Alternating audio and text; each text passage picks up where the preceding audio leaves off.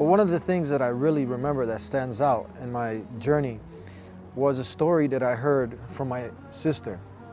And she was talking to me about, in Bosnia, a son who had came to bury his mother. And as he buried his mother, he had finished, left, he had lost his wallet, his paperwork. The only logical thing was that as I was bending over, the documents fell in the qabr, in the grave. To his surprise, after he got to digging up the grave, he had saw a sight that had scared him so much. And from there, when I heard this story, to me, logically, I was like, look, that is an irrefutable fact that we are also going to be in that grave.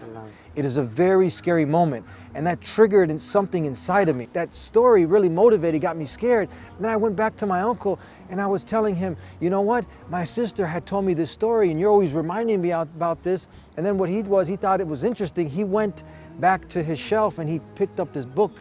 And the book was on life, death, and the hereafter. I thought that would be good for him to read. And I didn't really think he's gonna, read it maybe a little bit, But then he called me like in few days, I don't know, 2-3 days, and he said, look, uncle, I read the book, I wanna bring it back to you. I said, are you sure?